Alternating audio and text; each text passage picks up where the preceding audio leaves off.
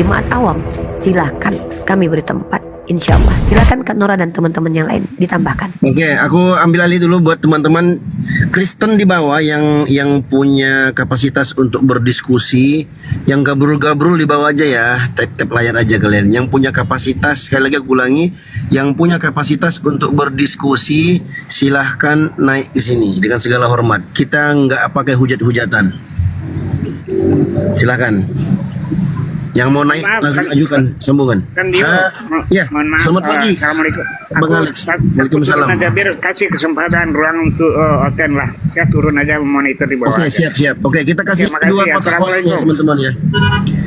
Dua kotak kosong untuk teman-teman Kristen yang punya kapasitas untuk berdiskusi. Yang gabrul-gabrul, sekali lagi aku ingatkan ya, yang gabrul-gabrul di bawah aja tap-tap layar ya, jangan usah naik karena akan memalukan agama kalian sendiri nanti. Ini roomnya room diskusi pakai ilmu. Kalian harus punya mental yang kuat. Kalau nggak punya mental yang kuat, mending kalian tidur aja. Silahkan teman-teman nonton yang mau naik, silahkan.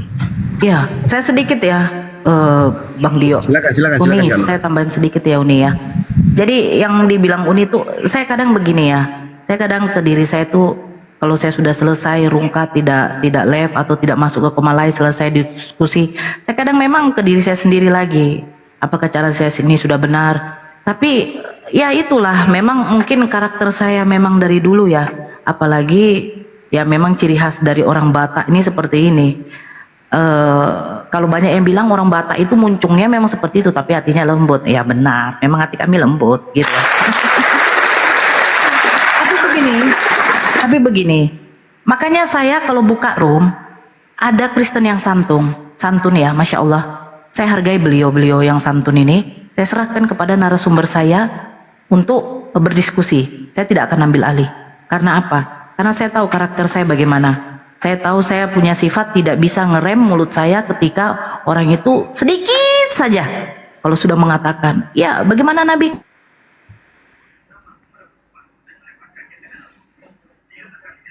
Bisa menyerahkan lagi kepada narasumber saya yang lembut ini. Saya ambil alih. Karena apa? Muncung saya ini ya seperti ini. Sama anak-anak saya saja tuh saya tegas. Saya tidak bisa, nak, ayo makan. Nah, enggak ada. Waktunya tidur, masuk kamar. Tunggu dulu, mak. Tidak ada, masuk kamar. Saya begitu. Ya seperti inilah memang karakter saya. Saya tidak mengapakan Uni, tidak. Ya seperti inilah karakter saya. Jadi saya minta saudara-saudara yang mungkin di bawah yang baru mengenal saya ya maklum aja. Cuman ya saya berdiri ini jujur, saya ini hanya untuk menghantam orang yang menghujat Nabi saya. Karena saya tahu bagaimana baginda Rasulullah perjalanannya untuk berdakwah dari awal secara tersembunyi, diam-diam. Karena banyak yang menentang atau banyak yang menginginkan baginda Rasulullah itu tidak berdakwah. Tapi sekarang ini Masya Allah Islam udah berkembang pesat, banyak yang mualaf. Tiba-tiba saya mendengarkan hujatan dari kafir-kafir laknatullah ini menghujat Islam saya, agama saya tanpa ada dalil dan faktanya. Saya jujur, sifat asli saya ini tidak bisa saya nggak keluarkan. Sifat asli saya tidak bisa saya keluarkan. Makanya saya bilang, kalau Oten itu santun ya santun, tapi memang cara bicara saya seperti itu. Makanya saya bilang serang pribadi saya. Kayak tadi mengatakan janda, gunggung, B2. Saya tidak ada mau menyerang. Saya cuma mengatakan waktu mama kamu menyekolahkan kamu, saya tidak menghina mamanya. Yang menyekolahkan dia jelas mamanya. Nggak mungkin waktu dia SD, SMP menyekolahkan dia dirinya sendiri kan begitu. Nah, tapi dia ya memang dasar udah terpojok. Tidak bisa dia mau menyamakan Bang Dio. Ya, Kak. Kena mental ya, itu, Kak. Iya, tidak bisa menyamakan Lord dengan God. Dia tahu itu beda gitu loh. Tapi karena sudah mentok ya dia menghina. Makanya saya sudah berkata berkali-kali, hinalah saya. Hina orang tua saya. Orang tua saya tahu. Kadang orang tua saya nonton perdebatan. Dibilang mama saya itu orang yang tidak beres. Bapak saya begini. Bahkan Ica sendiri saja mengatakan kami satu keluarga ini mualaf karena disantuni tiap bulan. Masya Allah itu ngeri kali memang fitnahannya. Tapi lihatlah buktinya. Saya sudah katakan juga di depan publik, di room, kami ini orang susah, makan pas-pasan. Ada rezeki kami makan enak, nggak ada ya kami makan pas-pasan. Tapi apa? Kami syukuri itu. Itu nikmat dari Allah. Karena apa? Nikmat yang tidak bisa saya dustakan itu ya cuma satu, ketika Allah tuh memberikan hidayah kepada keluarga saya semua gitu loh. Jadi kalau nikmat berupa harta itu bagi saya itu bukan nikmat. Bukan nikmat yang betul-betul yang hakiki, yang betul-betul yang saya harapkan. Tidak. Ada rezeki, alhamdulillah. Nggak ada, ya udah. Saya ajarkan sama anak-anak saya seperti itu. Apa yang ada di rumah makan. Kalau ada rezeki lebih, ayo kita makan enak. Karena apa? Makan seenak apapun kau dengan piring emas, duduk kau di atas mobil Alphard, tapi kalau harta kau tidak membawa kebaikan untuk kau, untuk apa? Makanya saya kayak begini, mulut saya lantam, ya, karena saya sudah capek mendengar hujatan mereka, apalagi terakhir ini mengatakan Allah saya itu di dalam surat Al-Ahzab itu nungging, cerot-cerot Nabi kami, suka selangkangan. Masya Allah, ya, bagaimana nggak timbul emosi saya? Jangankan Nabi saya, anak saya saja kalau ditempeleng dengan orang, saya hancurkan tangannya itu. Mama saya kalau dikatain sebagai lonte di depan saya, langsung saya hancurkan muncungnya.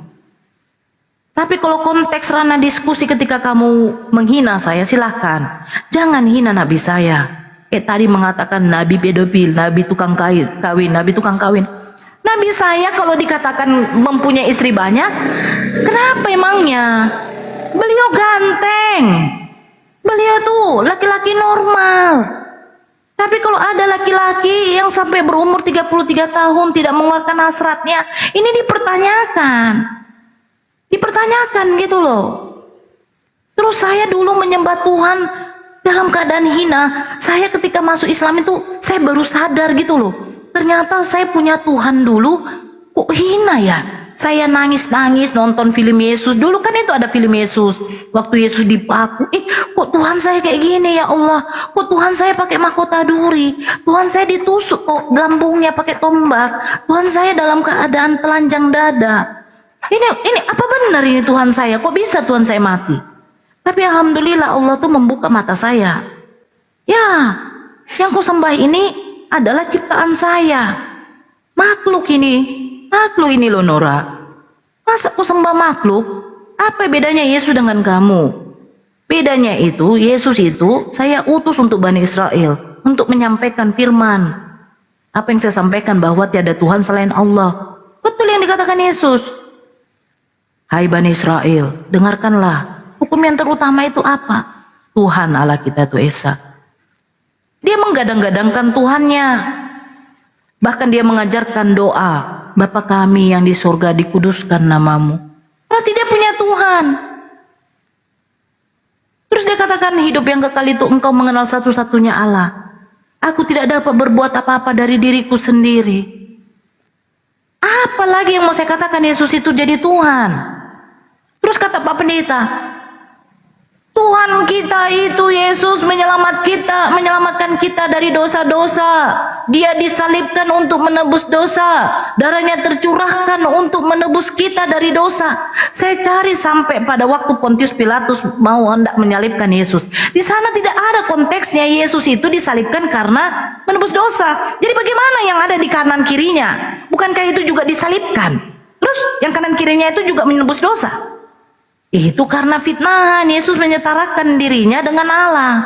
Suatu penghinaan itu. Orang Yahudi tidak suka. Baru saya sadar, oh iya ya, tidak ada konteks penebusan dosa. Berarti selama ini berdusta. Berdusta pendetanya. Hanya demi apa? Perpuluhan. Saya tanya sama mama saya memang kemarin, Mak, memang mama dulu kasih perpuluhan ya? Ya iyalah. Itu untuk apa? Untuk siapa? Untuk Pak Pendetanya. Loh, hanya untuk Pak Pendeta? Iya. Beda lagi persembahan. Kalau persembahan itu itulah. Kalau ada kerusakan-kerusakan di gereja, barulah uang persembahan. Jadi perpuluhan yang untuk pendeta. Kenapa? Karena ada sebagian pendeta yang tidak gereja, yang tidak ada kerjaannya. Jadi dia makan dari situ. Berarti lebih hebat dong ustadz-ustadz kami. Ustadz kami tidak perlu mengumpulkan infak, itu hanya untuk dia, nggak ada. Jadi itulah bedanya Islam dengan Kristen. Beda sekali. Beda sekali. Bahkan saya dapat ilmu sedikit-sedikit dari saudara-saudara muslim di dalam room-room ini. ada beberapa surat yang tidak pernah memang dibacakan oleh pendeta kami. Salah satunya Yeskiel, Amsal. Ya, salah satunya. Jujur saya baru tahu Yeskiel itu ayat seperti itu. Ya karena nggak mungkin lah dibacakan pendetanya. Saya tunjukkan sama mama saya. Mak, mama tahu Yeskiel ini bunyinya apa? Apa? Kubacakan sama mama saya. Sampai di mama saya, udah, jangan kau baca itu. Yang benarnya itu ada tertulis seperti itu. Tertulis loh, Mak. Kan benar kan, Mak? Gak pernah dibaca sama pendeta kita kan, Mak? Iya, memang ada ayat kayak gitu. Ada, Mak. Kaget mamaku. Kaget. Meremas-remas itu kaget dia. Wah, berarti ngeri kali nih ya. Kenapa ada ayat-ayat di dalam Bible itu surat-surat harus disembunyikan? Tidak layak dibaca untuk anak-anak. Ini kitab suci atau kitab apa ini? Aduh, ngeri kali lah. Jadi itulah, kalian tuh bukalah pikiran kalian ya. Terus kalian kalau mengatakan saya tidak ada akhlak, ya saya tidak ada akhlak untuk orang-orang yang menghujat. Saya tidak ada, nggak bisa. Nggak bisa saya rem. Tapi ketika orang itu santun, saya hargai. Walaupun dia ngeyel, saya hargai. Wajar karena dia membela keimanan dia. Saya tidak akan mengkunarionkan orang yang santun. Tapi kalau dia masih menyerang pribadi saya nggak masalah. Tapi ketika dia sudah menyinggung Nabi saya, Allah saya dengan Al-Quran saya, maaf, mulut saya tidak bisa baik. Anak saya saja, kalau sedikit saja salah, itu saya beri pelajaran. Saya memang seperti ini. Orangnya seperti ini. Jadi itu saja Uni. Lanjut lagi Uni, siapa yang baru datang? Ya, silakan. Kita tunggu teman-teman Kristiani yang memang ingin bertanya jawab tentang iman Islam dan iman Kristiani. Dengar ya, saya adalah orang yang mendedikasikan waktu, tenaga, pikiran untuk belajar. Tujuannya mengajarkan non-muslim, bukan umat Islam. Kenapa? Karena mengajarkan umat Islam itu bukan hal yang menjadi layak bagi saya lakukan karena saya belum mampu. Tapi menjadi guru untuk umat non-muslim, saya merasa mampu. Karena saya sudah mendapatkan, mungkin kalau secara pembelajaran, pengalaman kurang lebih 6 tahun. Secara pengalaman akademik juga yang saya sedang jalani. Maka silakan umat Kristiani, kalau kalian tidak mampu mengajarkan agama kalian di hadapan kami, silakan kalian yang belajar kepada kami. Hati-hati menjelaskan iman Kristiani kepada saya. Jangan-jangan saya lebih paham daripada kalian. Maka yang aman untuk kalian di atas, bertanyalah tentang agama saya. Tapi kalau kalian menjelaskan, saya tidak akan tinggal diam untuk menerima begitu saja. Karena kita berada dalam ranah dialog, adanya pembicaraan dua arah, saling mereaksi. Silahkan disapa tamu kita Bang Dio. Ya, Assalamualaikum. Selamat pagi Bang Leor. Selamat pagi. Assalamualaikum warahmatullahi wabarakatuh. Waalaikumsalam warahmatullahi wabarakatuh. Bang Hamidi, Bang Samosir, selamat pagi. Ya, selamat pagi semua. Selamat pagi. Ya, Assalamualaikum Bang Hamidi, warahmatullahi wabarakatuh. selamat pagi Bang. Bang Dio, prioritaskan teman-teman non-muslim untuk bertanya. Ya, ya. Assalamualaikum warahmatullahi wabarakatuh. Waalaikumsalam warahmatullahi wabarakatuh. Ya, buat teman-teman muslim yang sudah naik, Muslim semua ini. Ya, kita sisakan dua kotak ya Bang, dua kotak. Assalamualaikum warahmatullahi Iya, Bapak. Waalaikumsalam warahmatullahi wabarakatuh. Untuk Bang Dio, konten teman-teman Bang Dio, Kristen yang Ya. izin turun dulu ya. Oke, siap Bang. Kita siapkan dua kotak ya Bang. Ya. Dio, sebentar Dio. Ya Bang Hamidi, Bang Leor dengan Bang Samosir kan muslim ya. Ya kalau ada yang mau disampaikan ya silakan. Kita kasih waktu sebentar tuh nyampaikan.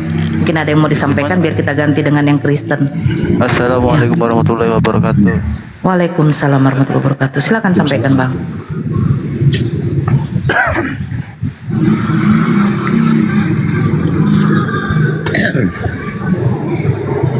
Buat Bang Leo, Kak Nora, saya sudah terlalu lama ya, saya ada kerjaan lagi.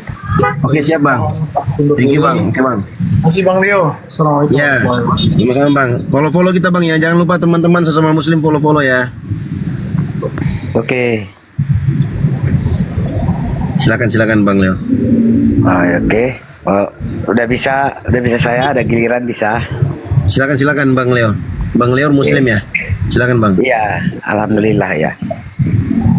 Begini, aku tadi memang aku sering mengikutin serupa seperti Ibu host tadi bilang kalau kita tidak bisa memahami, hanya bisa membaca, alhamdulillah kalau hanya baca Al-Quran saya bisa, kan gitu. Tapi arti-arti semua hanya yang aku ngerti cuman di Bismillahirrahmanirrahim, Al-Fatihah lah. Paling kul huwal untuk doa-doa untuk sholat, pekerjaan sholat, itulah yang sedikit-sedikit saya mengerti artinya. Namun untuk kedalamannya saya masih dangkal. Cuman yang aku dukung secara ketegasan tadi ibu itu, ibu yang apa, Bu Nora ya namanya ya. Itu Ibu Nora itu. Jadi saya pun seperti itu juga. Memang ketegasan itu sangat penting. Iya bagi bang, anak. saya bang. Nah, ya sangat kuakui. Karena aku pun dulu itu ya nenekku Kristen, kan? Nenekku Kristen bahkan pendeta, kan gitu. Nah, sampai kami dulu SMP aku masih Injil itu masih ada. Tapi sekarang nenekku dibawa, udah entah di mana lah tinggalnya itu, udah nggak tahu lah. Nenekku udah naik haji gitu kan. Alhamdulillah. Memang betul yang apa yang dibilang ibu. Bukan aku mengangkat ibu ini, tidak. Bukan aku mengaung-ngaungkan dia, membanggakan dia, tidak secara pribadiku. Karena aku ikutin semua, baik di Kristiani, apapun itu ku ikuti. Tapi aku nggak pernah ikut maulid. Kenapa? Aku dangkal ilmu pengetahuanku masalah dalil-dalil, kan gitu. Nah, jadi cuman aku hanya bisa menyampaikan hanya saran, perkuatlah keimanan kita, keimanan dalam agama kita yang sebenarnya. Aku pun sudah dulu ingat sedikit apa artinya di Injil itu. Dulu punya nenekku itu tidak ada gambar orang di situ, hanya gambar salib. Buku itu yang ada kecil, lihat itu tidak banyak kata-kata sebenarnya. Tipisnya itu, nggak pala tebal dia, cuman kecil ya, nggak apa itu, nggak banyak kata-kata yang sebenarnya. Dua itu kitab itu punya nenekku itu dulu. Satu itu nggak tahu, tak kitab Taurat, tak Zabur nggak tahu. Yang jelasnya Injil itulah, Katolik itulah, Kristen pertama itulah yang punya nenekku. Tapi sekarang aku nggak bisa buktikan lagi. Kalau seandainya itu ada di tanganku, mungkin itu bahkan kukasihkan sama orang pendeta, tolong baca semua gitu. Apa kebenaran itu? Jadi hingga sekarang makanya aku sering itu, bahkan aku bilang kalau ada dia seperti orang begini, maaf ya, maaf. Saya pun orang Batak juga, saya marga Pasaribu kan gitu. Aslinya nenek saya dari Garoga sana. Jadi itu makanya aku kalau orang yang begini semacam gini, aku langsung aku ikut juga itu. Aku nggak tahu apa-apa, tapi aku jangan ikutkan inti. Sampai kadang-kadang sampai ku cetuskan. Memang orang Batak memang kayak gitu, tegas-tegas semuanya kayak gitu, suaranya itu apa itu tinggi. Tapi kadang-kadang ada yang rekan-rekan yang muslim yang lain, dia orangnya lembut. Muslim ini semua ditatan itu untuk lembut berbahasa sebenarnya di kitab kita, kan gitu. Di Al-Quran itu berusahalah untuk yang lembut, walaupun itu salah kita secara lembut mengatakannya. Kalau orang Batak tidak. Kalau kami ini, saya ajaran ayah saya tidak. Kalau salah ya harus tegas gitu. Sedangkan untuk bilang yang baik aja pun tinggi suara, kan begitu. Jadi kadang-kadang disitulah saya agak sangkal sedikit. Pernah aku naik ikut lab juga itu. Aku pun ini orang Batak, aku orang Batak. Sampai dibilang Pak Cuma, jangan diikutkan suku di dalam pembahasan ini. Kalau itu baru angkat tangan aku. Oh iya, berarti aku itu sudah apa semacam apa namanya, kepleset lah ngomongku itu gitu. Terus aku turun sendiri. Sampai sekarang aku tidak berani. Tapi kalau sama kayak kata ibu itu tadi, bilang yang baik saja pun kadang tegas, apalagi yang sedikit salah. Durasi Pak ya, maksudnya biar jangan terlalu panjang, biar teman-teman Kristiani juga bisa bertanya langsung to the point Pak, biar kita tidak terlalu banyak di waktu penjabaran yang apa yang Anda alami. Ya. Oke, ya, aku singkat aja Leni ya Bu ya. Terima kasih atas diberi saya kesempatan mengasihkan ini, tapi sampai masih ada pun aku tetap ikutin. Aku hanya bisa ngikutin dan melihat dan memandang dan melek untuk yang terbaik, kan gitu.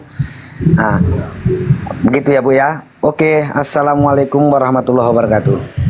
Waalaikumsalam. warahmatullahi wabarakatuh. Teman-teman, ada nggak adanya teman Kristiani, saya tetap akan memaparkan materi yang temanya adalah kebenaran Islam. Jaskan Nuni, jas. Saya sudah sampaikan dari awal, kalaupun pernyataan saya ini salah, silahkan dibantah, karena ini ruang dialektika. Sungguh pun klaim-klaim yang saya ajukan ini berdasarkan hasil pembelajaran. Secara akademik, saya adalah seorang mahasiswi di sebuah fakultas di negeri Klaten, di mana saya prodinya adalah pendidikan agama Islam. Kita akan membahas dalam beberapa jurnal yang saya baca, teman-teman boleh di cross check dan boleh kalian verifikasi apakah yang saya sampaikan ini benar atau tidak. Jadi teman-teman Kristiani yang berbicara di hadapan publik adalah orang-orang yang berusaha membela imannya dengan sudut pandangnya. Masalahnya adalah ketika mereka menjelaskan imannya, kita harus mempertanyakan apakah yang kalian sampaikan itu berazaskan ilmu pengetahuan atau hanya halusinasi, asumsi liar, tak berdasar. Kalau yang kalian sampaikan hanyalah asumsi liar tak berdasar, halusinasi, mimpi-mimpi, maka apa alasan kami memberikan kalian tempat untuk bersuara, apalagi mendengarkan dan mereaksi argumen kalian? Apa alasannya? Tidak ada. Karena kalau kita berada dalam sisi akademik, maka yang terpenting itu bukan sekedar hujahnya saja, tetapi pembuktian dari hujah tersebut. Maka dalam Islam, umat Islam diperintahkan ketika berbicara tentang agama, maka tukillah perkataan ulama, minimal pendapat para ulama. Karena ilmu pengetahuan itu bersumber. Hanya Nabi lah yang mendapatkan informasi dari Allah langsung berdasarkan perantaraan malaikat atau diilhamkan ke dalam kolbunya atau diberikan melalui mimpi. Mereka adalah orang pilihan. Lalu Anda yang ada di sini, umat Kristiani, berbicara sesuatu yang tak tertulis dalam kitab kalian. Dari mana kalian tahu? Seperti kalian katakan bahwa Yesus adalah pencipta alam semesta. Apa dasarnya? Ketika kalian katakan bahwa Yesus adalah Tuhan dalam makna pencipta yang tidak diciptakan atau sembahan yang memang layak untuk disembah, apa dasar kalian? Ini yang sampai detik ini yang kita perdebatkan. Pribadi Yesus sebagai insani, tidak ada perdebatan antara Yahudi, Kristen, dan Islam. Tetapi yang kita perdebatkan adalah bagaimana karakteristiknya sebagai manusia. Di antara iman Yahudi mengatakan dia adalah penipu karena adalah nabi palsu yang menyatarakan dirinya dengan Tuhan sehingga layak dirajam sampai mati tergantung di tiang salib. Kristiani mengatakan pribadinya adalah orang yang ternyata mengajarkan kebenaran yang ternyata mengaku sebagai Tuhan. Islam mengakui karakteristiknya sebagai seorang nabi maksum, terpelihara, bahwa dia adalah orang yang memiliki 4 sifat wajib yang harus ada pada diri nabi. Pertama, siddiq, tablik, amanah, dan fatonah. Siddiq, berkata benar. Tablik, menyampaikan karena dia seorang rasul. Amanah, terpercaya, tidak akan berdusta, tidak akan menyampaikan sesuatu yang tidak datang dari Tuhan. Kemudian fatonah, cerdas. Maka ini adalah 4 sifat dari nabi dan rasul, yang mana satu sifatnya bukan sifat wajib nabi, karena nabi memiliki tanggung jawab untuk dirinya sendiri, bukan untuk umat. Nah, lalu ketika ada orang-orang Kristiani mengakui bahwa ini orang adalah nabi, tapi kemudian mengatakan bahwa orang ini memilih ke-12 murid, tapi ternyata 2 muridnya berkhianat. Karena apa? Kenapa? Karena ketidakmampuannya menjadi ketua dalam 12 orang yang dipimpinnya. Astagfirullah. Lalu bagaimana kemudian temperamennya Yesus, seorang nabi yang katanya konon adalah nabi, dipercaya sebagai anak Allah, memiliki temperamen yang tidak stabil, di mana sewaktu-waktu dia bisa mengamuk dan sewaktu-waktu dia bisa bersikap sangat-sangat cooling down. Bahkan apabila ditampar pipi kiri, kasih kanan. Tapi ketika ditampar pipi kirinya, dia tak kasih kanan. Bagaimana mungkin dia seorang nabi yang mengajarkan sesuatu namun ternyata tidak mengamalkan. Ini penghinaan terhadap Nabi. Maka kami umat Islam tidak menerima kedustaan-kedustaan yang kalian hadirkan tanpa dasar. Maka mari kita telaah. Kalian mau membahas apa? Sumber kitab kalian. Mari kita uji kebenarannya. Silakan uji kebenaran Al-Quran kami. Mari kita uji kebenaran penyampai firman kalian. Siapa? Paulus, Yesus. Mari kita uji. Apakah betul yang mereka sampaikan itu firman Allah? Apakah betul yang mereka sampaikan itu pernah mereka sampaikan? Atau jangan ini klaim dusta dari orang-orang yang ingin mendapatkan empati dari publik, lalu mengatasnamakan Yesus, lalu berbicara sesuatu yang datang dari dirinya sendiri. Apakah ini mustahil? No. Apabila manusia yang mengucapkan sesuatu tanpa itu dari Tuhan, pasti bisa ditiru. Konsep berpikir manusia bisa ditiru. Yang takkan mampu ditiru apa yang datang dari Allah. Ini konsep berpikir. Ini masuk dalam kebenaran yang ranahnya adalah apa? Kebenaran yang berlandaskan common sense, rasionalitas, produk filsafat, metodologi membuktikan bahwa apa yang saya ucapkan benar ini hasil berpikir. Saya buktikan. Kalau memang Kristiani adalah ajaran yang benar, maka tunjukkan kepada kami siapa yang paling benar di antara yang benar itu. Matius, Markus, Lukas, atau Paulus? Loh, kok bertanyanya seperti itu, Unirifa? Karena kami bisa membuktikan adanya pertentangan-pertentangan statement tentang ajaran di antara kelima tokoh yang kalian katakan adalah orang yang penuh Roh Kudus diutus oleh Tuhan kalian. Contoh, dalam kitab Ibrani dikatakan tidak ada penghapusan dosa tanpa darah. Tapi ternyata Matius, Lukas, Markus menceritakan kalau Yesus mengampuni seorang wanita pesundal tanpa menumpahkan darah siapapun. Mana yang benar? Ini kognitif, ini analisa. Kebenaran ini bisa disampaikan. Sumber pengetahuan ini adalah sumber pengetahuan filsafat. Masuk dalam ranah akademik. Para ilmuwan mengatakan ini boleh dikatakan sebagai kebenaran yang apa? Koherens atau koresponden atau performa atau pragmatis. Silakan sampaikan kebenaran kalian. Yang penting ketika kalian mengklaim kalian mampu membuktikannya. Maka saya mengajak kalian umat Kristiani untuk mendiskusikan, ya. Untuk mendiskusikan apa yang dimaksud dengan kebenaran. Maka saya di sini akan memaparkan apa yang dimaksud dengan kebenaran Islam. Kebenaran adalah statement claim yang berlandaskan pembuktian-pembuktian yang make sense dan masuk dalam hati nurani. Contoh, ketika kita menerima informasi dari seorang bernama Ibnu Abdullah Muhammad, turunkan Bang Dio. Bang Dio turunkan. Terima kasih. Terima kasih ya. Blokir Bang Dio. Tidak perlu. Tidak ada maslahatnya bagi umat menaikkan orang seperti itu. Kecuali dia adalah seseorang yang memiliki kredibilitas. Bicara dari sisi kredibilitas. Kita sedang tidak ingin membiarkan orang-orang tak berilmu banyak bicara. Minimal dia pernah jadi Kristen. Baru dia bisa bicara. Oke. Jadi kalau kita bicara dari sisi akademik, saya sebagai seorang mahasiswi diajarkan untuk skeptis dan diajarkan untuk kritis. Skeptis artinya tidak gampang percaya dengan informasi apapun. Maka saya harus uji. Apakah saya mampu menguji Al-Quran? Allah izinkan. Allah izinkan kita berumur panjang untuk menguji kebenaran Al-Quran. Ini masuk dalam ranah apa? Mengkaji. Maka ini menjadi kewajiban bagi kita. Utlubul ilmi faridatun ala kulli muslim. Menuntut ilmu kewajiban kita. Maka ketika kita menuntut ilmu, kita sedang menguji kebenaran Al-Quran.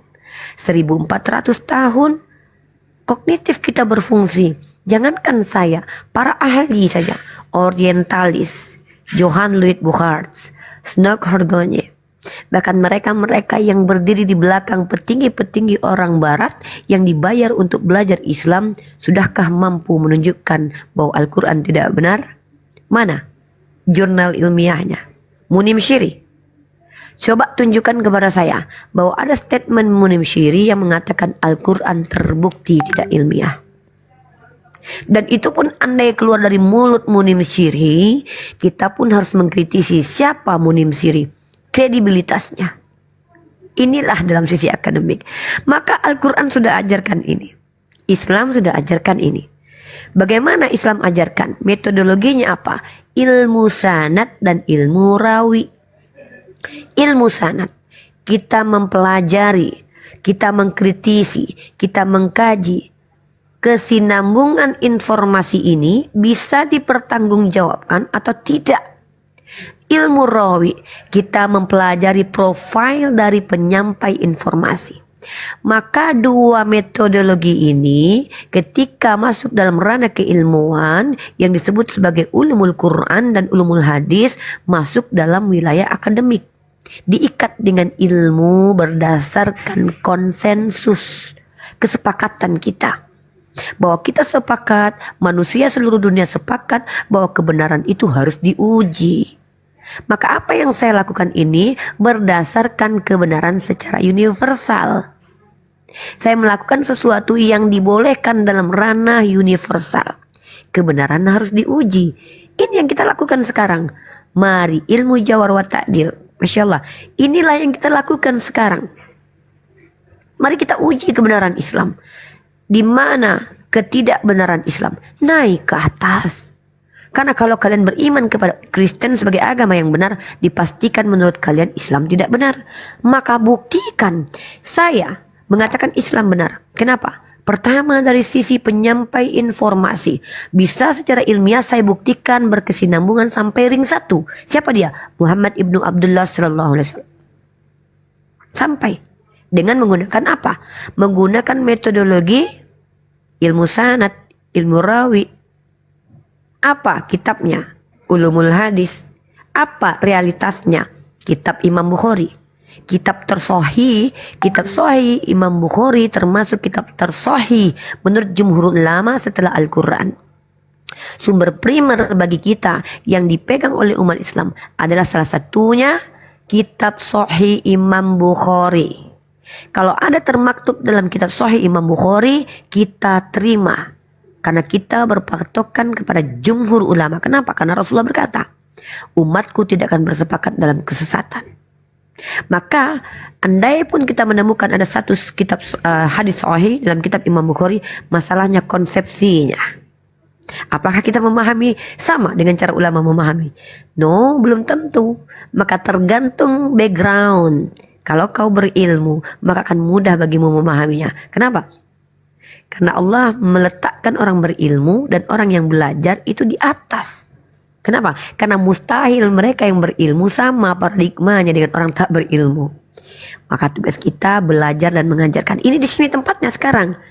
Kalian tidak perlu masuk kuliah. Kalian tidak perlu bayar semester. Kalian tidak perlu menggunakan seragam. Kalian memang tidak mendapatkan sertifikat kelulusan. Tapi kalian mendapatkan apa yang saya pelajari. Oke, Kristiani, naik kalian ke atas. Kalau kalian punya ilmu, silakan kalian bantah bahwa Kristen adalah ajaran buatan manusia yang tidak berlandaskan kebenaran. Sebelum saya masuk ke materi itu, saya sampaikan dulu kebenaran Islam. Maka kenapa Islam bisa dikatakan secara esensi Islam benar?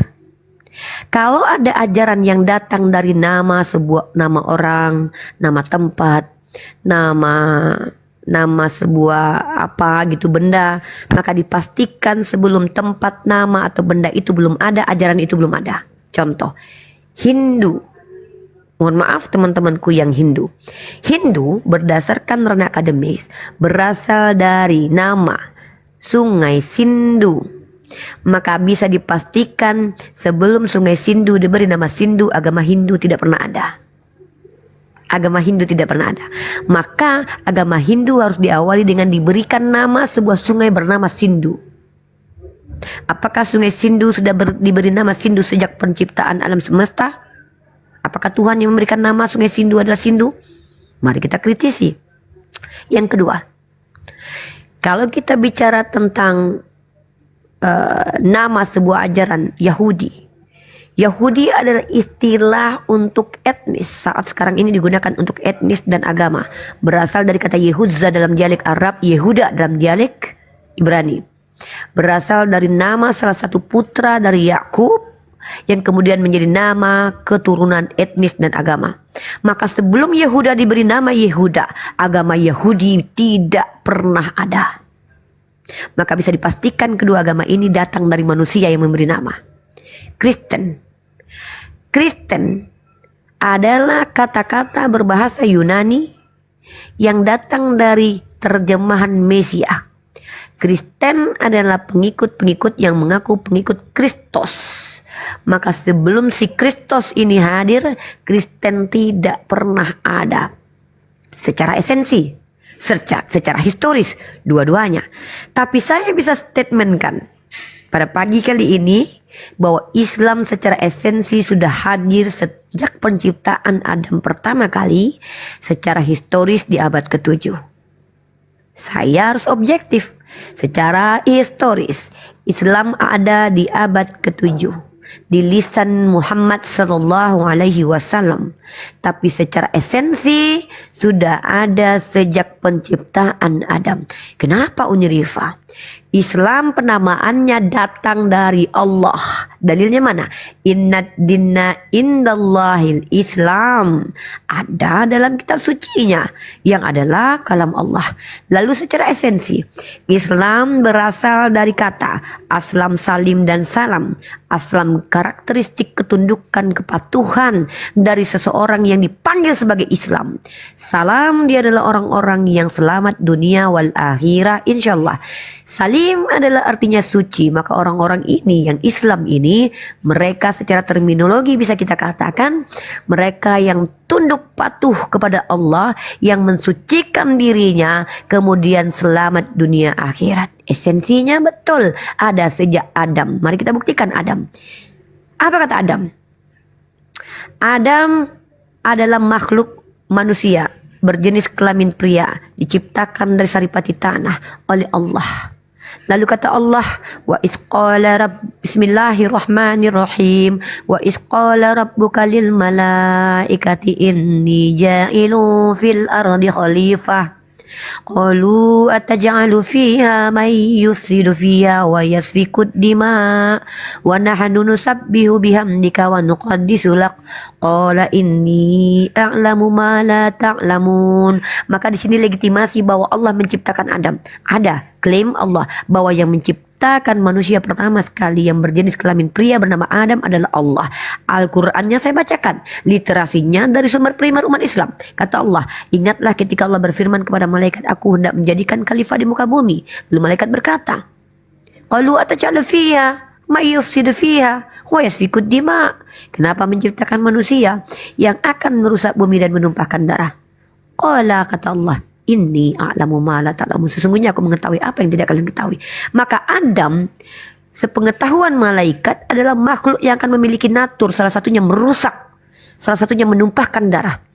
Jangankan Allah Azza wa Jal, malaikat pun diberi pengetahuan bahwa ini makhluk akan melakukan kerusakan.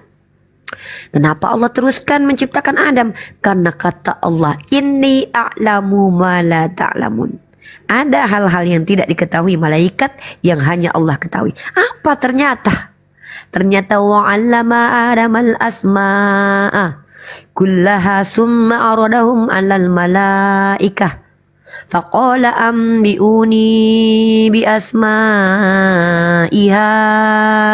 ulai in kuntum sadiqin. Wa 'allama Adamal asma. Adam diajarkan. Ini poin pengajian kita dari saya kali ini. Adam diajarkan. Wa 'allama Adam. Alama ilmu. Alama ain lam mim. Asal katanya di Al-Quran termaktub, ternyata ini makhluk bisa diajarkan. Makhluk yang berjenis kelamin pria yang disebut sebagai insan, annas, al-bashar, Bani Adam, Adam ini bisa belajar dan diajarkan. Inilah yang disebut sebagai apa? Ilmu pengetahuan. Dari mana sumber pengetahuan Adam? Pengajaran Allah. Bagaimana cara Allah mengajarkan? Ada 3 metodologi secara ilmiah yang bisa kita temukan dalam perspektif kebenaran atau ilmu pengetahuan. Apa itu tadi saya sebutkan? Ilmu pengetahuan by common sense. Ini adalah bagaimana Allah sudah meletakkan kepada kita otak yang memiliki daya akal. Berfikirlah, afala ta'qilun. Ilmu pengetahuan akan kita dapatkan dari common sense kita. Sesuatu yang memang sudah ada pada diri kita, natur kita. Maka ketika Kak Nora waktu kecil tahu bahwa ini panas, karena dia tahu ini dipanaskan. Kak Nora tahu bahwa ini kalau dimakan bisa membuat kenyang, karena dia tahu kalau makan bisa membuat kenyang. Maka ini common sense. Maka kemudian ilmu pengetahuan selanjutnya apa? Yaitu empiris. Empiris apa? Empiris by experience, pengalaman pribadi. Saya tahu rasanya ini namanya sakit karena saya pernah jatuh. Lalu apa kemudian? Wahyu Allah. Ini yang tidak dimiliki oleh semua manusia kecuali para nabi dan rasul. Jadi kalau ada orang-orang Kristen yang bicara di publik dan di Komal ini, bahkan umat Islam, berbicara tentang ketuhanan dan ilmu goib yang tidak sesuai seperti yang dilakukan Mama Gufron, tanpa berlandaskan kepada wahyu Allah, baik Al-Quran dan hadis, maka mereka bisa dikatakan pendusta. Karena mereka bukan nabi. Maka saya sebagai seorang muslimah biasa, pelajar, informasi yang bisa saya hadirkan ke hadapan kalian adalah Al-Quran dan hadis. Jadi kebenaran Islam ini berlandaskan ilmu pengetahuan. Archiles naik ke atas. Saya katakan sekali lagi, kebenaran Islam berdasarkan ilmu pengetahuan. Ini statement saya pagi ini. Maka kalian saya tuntut ke atas untuk bicara dari sisi kebenaran kalian berlandaskan ilmu pengetahuan. Kalau kalian mengetahui, sampaikan itu. Artinya kalian mengajar. Tapi kalau kalian tidak tahu, menyampaikan apa yang kalian tidak ketahui, kalian sok tahu. Buktikan umat Kristiani. Kalau kalian bukan umat sok tahu, tapi umat yang tahu. Itu yang kita tuntut. Maka saya katakan kebenaran Islam berdasarkan ilmu pengetahuan. Mari kita uji. Bagaimana dalam ranah ilmu pengetahuan secara akademik? Pengetahuan itu bisa kita landaskan kepada apa? Ilmu filsafat, kemudian rasionalitas atau common sense, atau by empirical science. Semua ada dalam Al-Quran. Kalian mau menguji Al-Quran dengan sains, silakan tunjukkan jurnal yang membantah kebenaran Al-Quran. Tapi kalau jurnal yang membenarkan isi Al-Quran banyak. Kalian ingin membantah kebenaran secara performatif dari seseorang nabi yang bernama Muhammad, tunjukkan bahwa beliau tak layak menyampaikan kebenaran. Bantah 4 sifat wajibnya. Fatonah cerdas, amanah terpercaya, tablik menyampaikan, sidik berbicara dari sesuatu yang benar. Bantah 4 ini. Seperti saya mampu membantah bahwa Paulus pendusta, penjahat, farisi munafik, serigala berbulu domba. Saya mampu tunjukkan buktinya. Bisa kalian mengikuti saya? Mari kita diskusi. Saya tunggu kalian. Kenapa saya harus berbicara seperti ini? Bukankah di Indonesia ini kita diizinkan beragama? Yes, ini dalam undang-undang. Tidak ada dalam undang-undang yang mengatakan dilarang diskusi lintas agama. Kalau sudah ada undang-undangnya, nanti saya orang pertama, mungkin Bang Zuma orang pertama, dan saya akan ikuti untuk tak lagi diskusi lintas agama. Kenapa? Karena taat kepada Allah harus taat kepada Rasul. Taat kepada Rasul, taat kepada pemimpin. Kalau presiden kita mengeluarkan undang-undang, dilarang dimanapun platform berdiskusi lintas agama. Mungkin Bang Zuma pertama sekali, diikuti saya kedua orang. Orang kedua yang akan berhenti secara total mendiskusikan tentang lintas agama. Masalahnya belum ada undang-undangnya. Al-Quran tidak melarang, bahkan Al-Quran menganjurkan. Ya, ud'u ila sabili rabbika bil hikmah.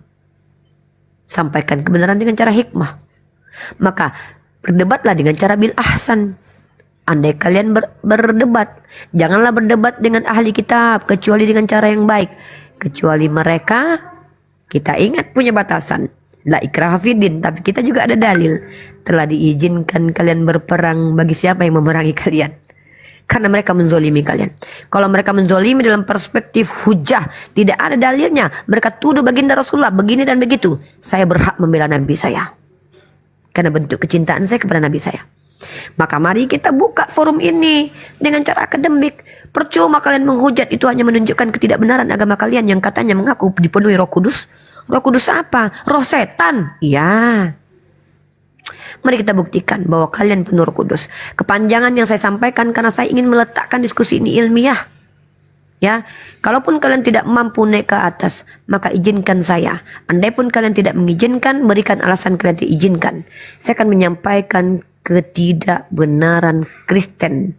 Tapi saya tunggu saudara saya yang lain menambahkan dulu. Saya bukakan datanya, saya akan tunjukkan bahwa Kristen tidak layak dikatakan sebagai agama yang benar. Dasarnya apa? Akademik. Akademis. Silakan. Masya Allah, luar biasa. Terima kasih Uni atas pengajiannya, luar biasa. Saya mungkin menambahkan sedikit ya.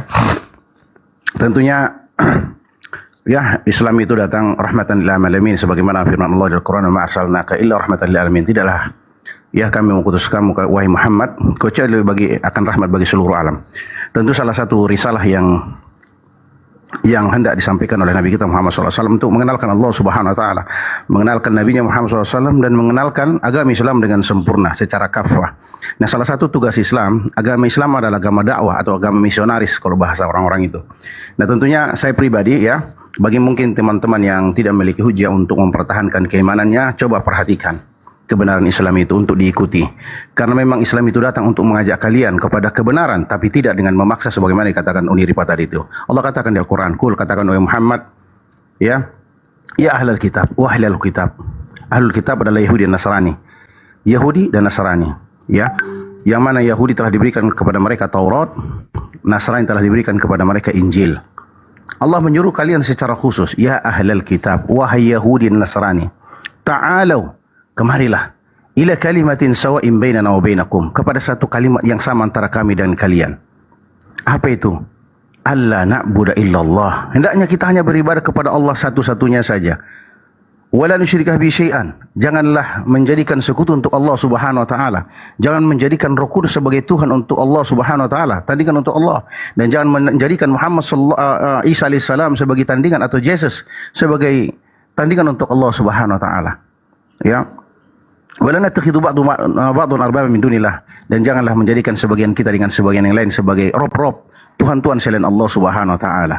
Ya, ini adalah seruan dari kecintaan, kasih sayang dari Nabi kita Muhammad sallallahu alaihi wasallam untuk hanya beribadah kepada pencipta saja, kepada Allah Subhanahu wa taala yang telah menciptakan kalian, yang telah memberikan rezeki kepada kalian, ya, yang telah memberikan segala fasilitas kehidupan untuk berfikir, untuk berusaha. Ada akal yang Allah berikan di situ, yang sebagaimana disebutkan tadi ketika Allah menciptakan Adam, mu'allama Adam kullaha. Adam telah diajarkan segala sesuatu. Artinya kita diberikan kemampuan untuk bernalar, berfikir, belajar, pelajari. Ya, pelajari apa yang benar, Tuhan yang benar, agar engkau tidak salah dan menyembah sesembahan yang salah. Ya, itu yang mungkin paling penting. Kemudian Islam itu dikatakan adalah saling menolong di antara mereka, di antaranya al-mu'minul mu'minat awliya'uhum ba'duhum ba'dah. Mereka adalah saling wali-wali, saya akan menolong di antara mereka. Itulah sifat karakteristik kami. Ya, memang terkadang kita keras, memang itu karakteristik yang telah disebutkan dalam Al-Quran. Muhammadun Rasulullah, Muhammad itu adalah Rasul Allah.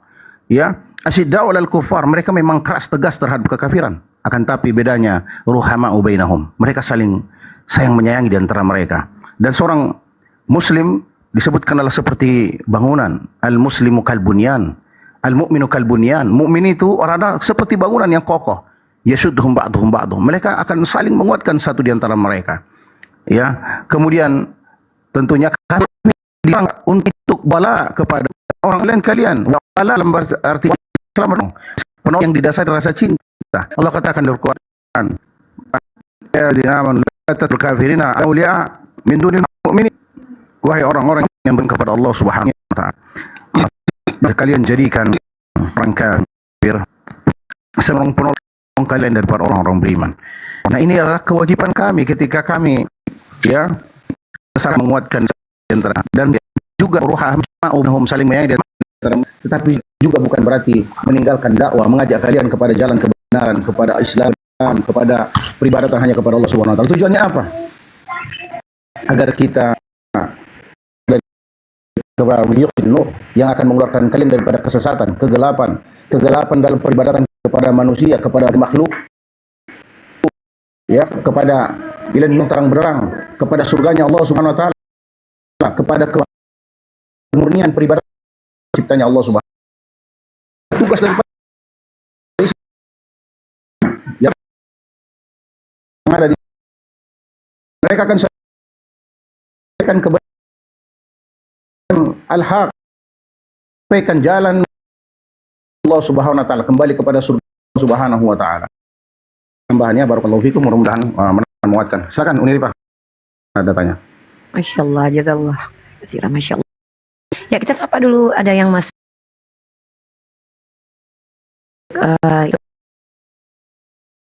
Ini ada saudara kita Kak Nora, silakan.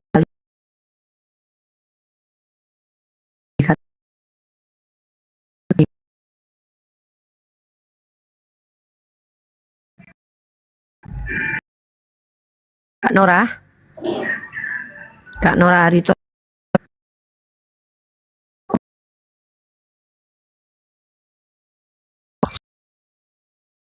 Selamat pagi di sini. My brother, Muslim. Ya. Muslim. Saya Kristen dulu. Oke, selamat datang di Room Islam. Ya. Di mana adalah room dialektik. Nah, dalam ranah dialog kita berbicara dua.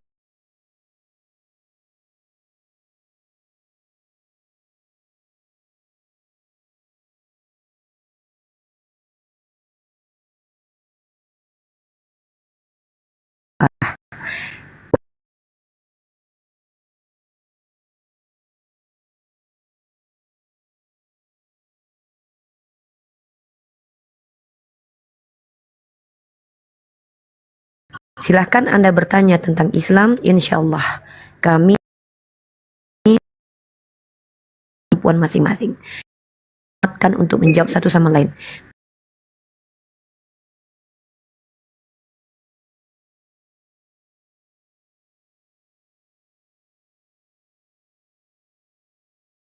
Kalau Anda ingin menjawab, silakan kami beri.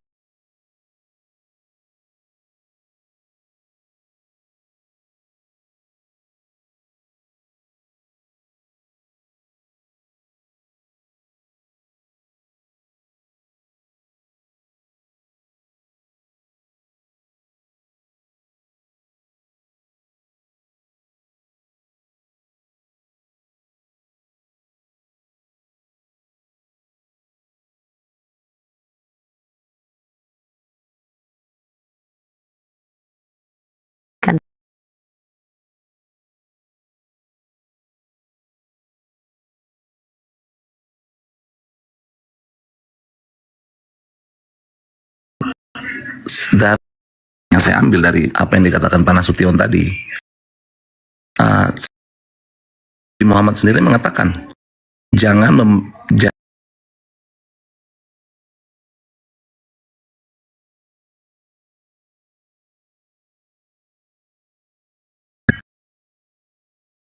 itu aja kita udah bisa ambil.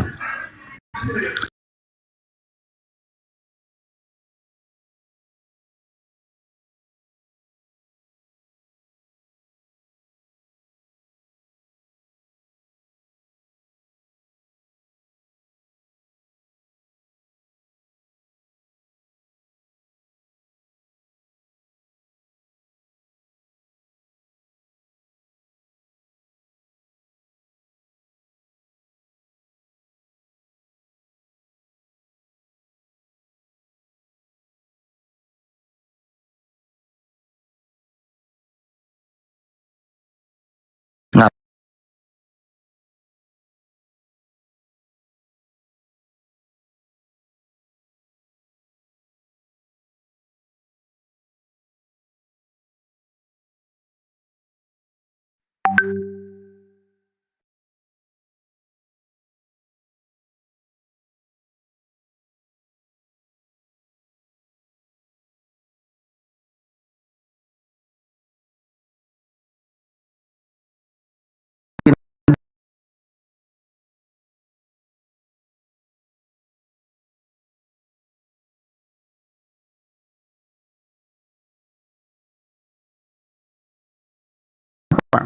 kalau orang Yahudi mengatakan Elohim, ya, hanya beribadah kepada dia saja.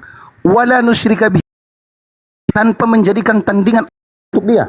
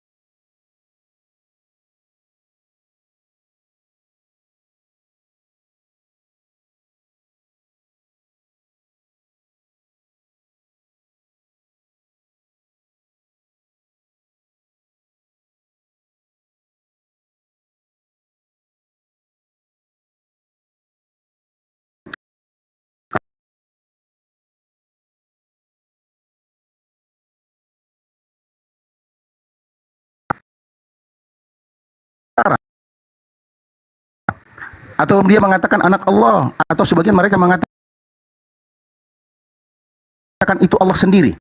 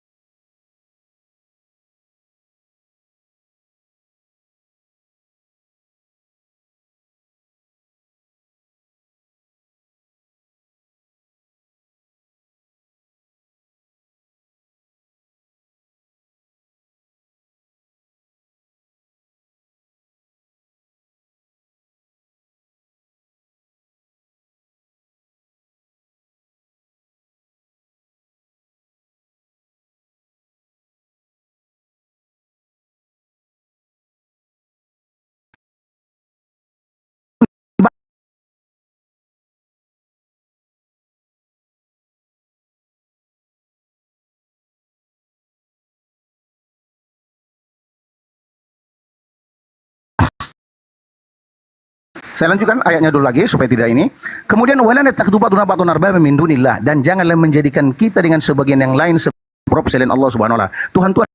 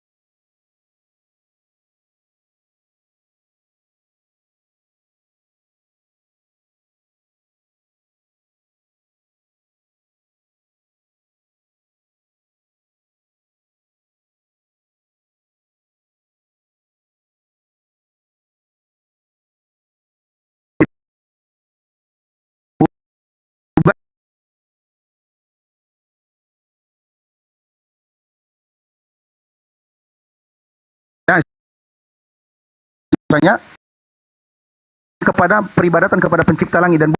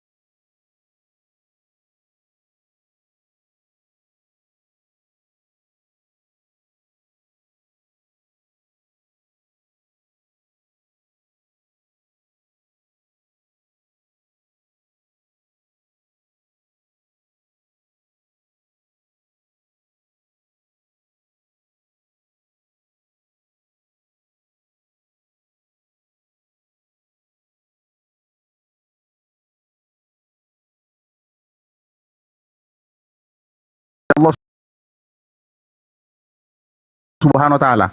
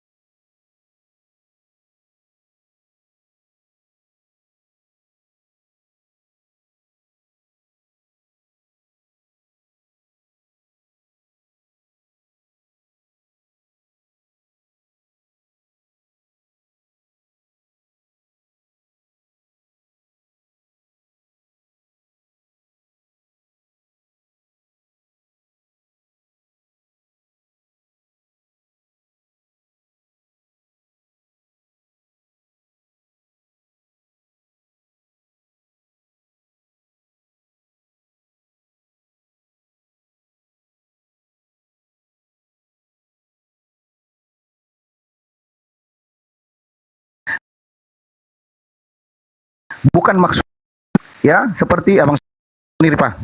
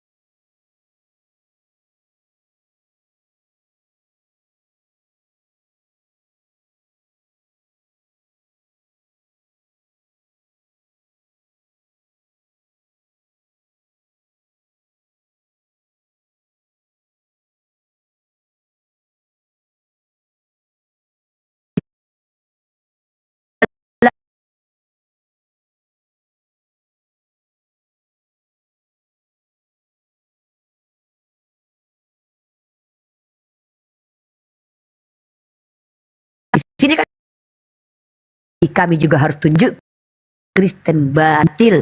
Dasarnya apa? Lagi-lagi saya katakan ilmu pengetahuan. Maka tuntut kepada kalian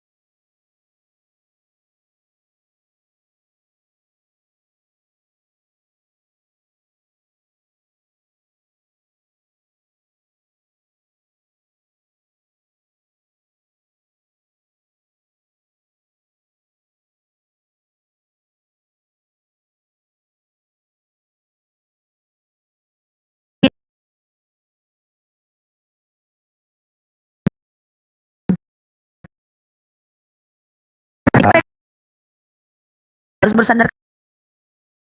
Ya, yang bilang. Iya, Anda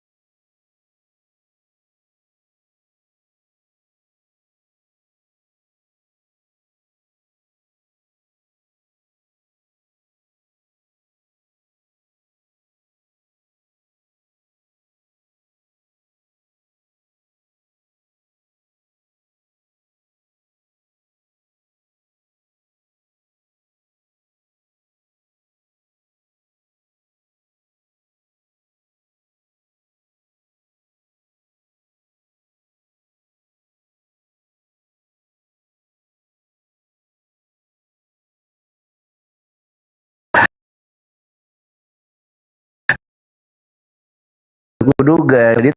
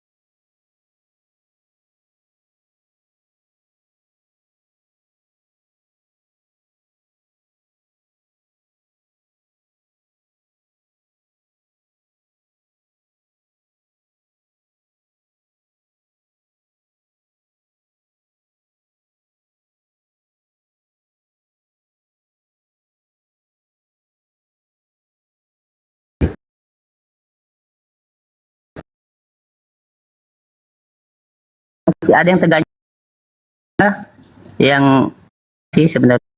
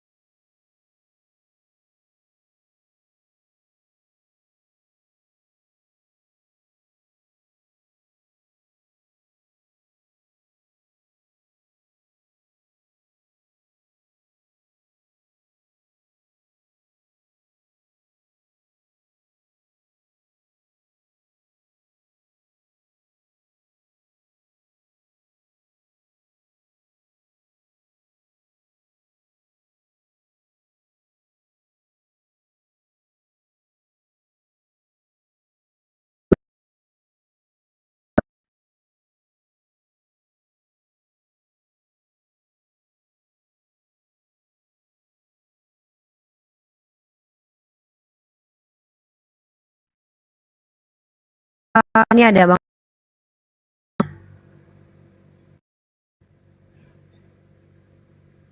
Bang Andi Suri. Assalamualaikum warahmatullahi Oh. wabarakatuh.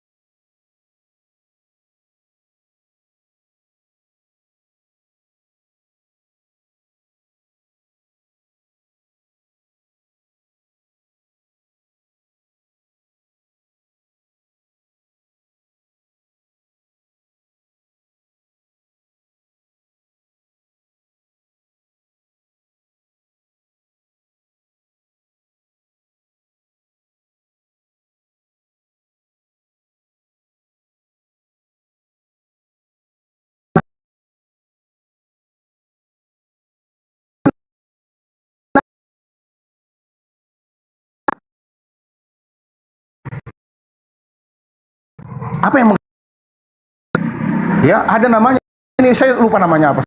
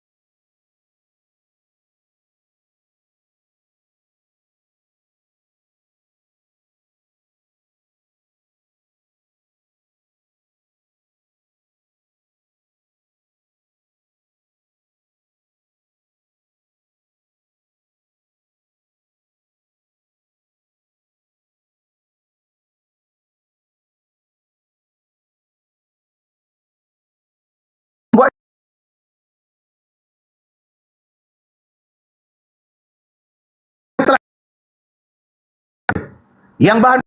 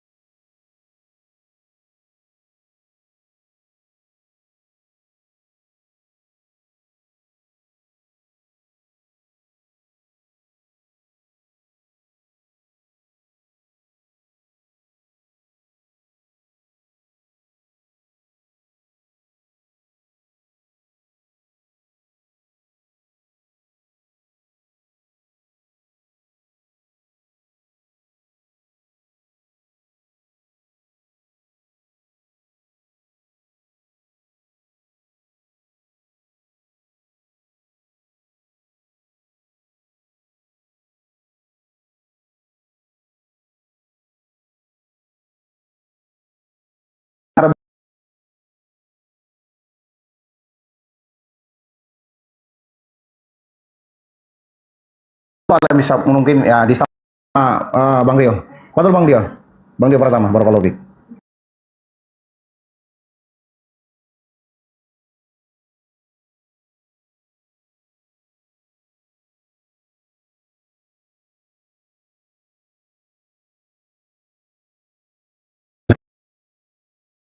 Dia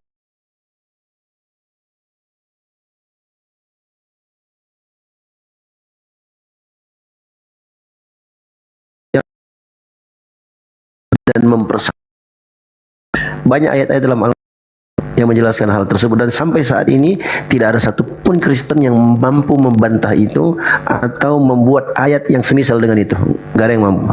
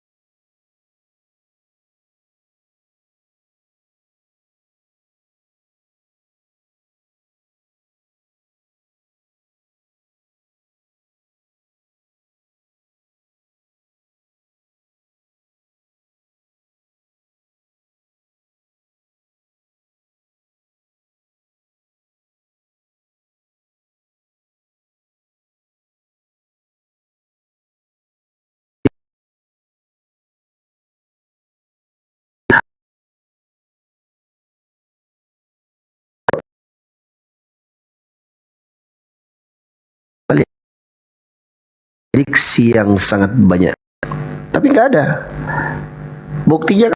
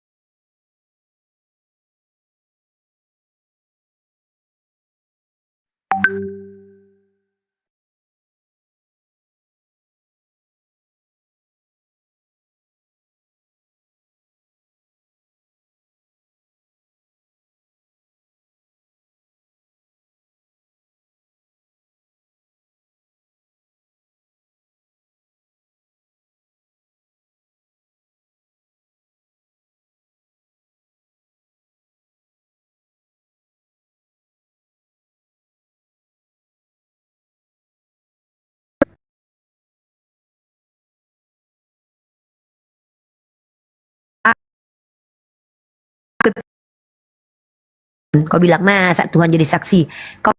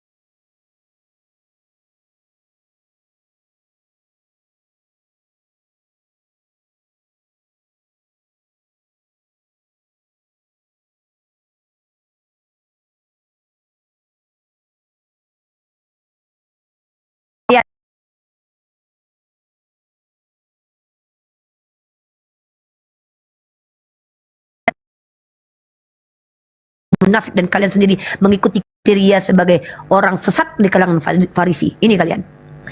Kata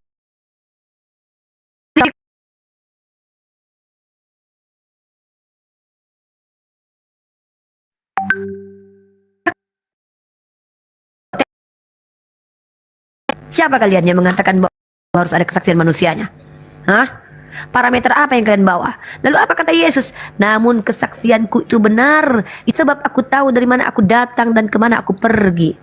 Tetapi kamu tidak tahu dari mana aku datang dan ke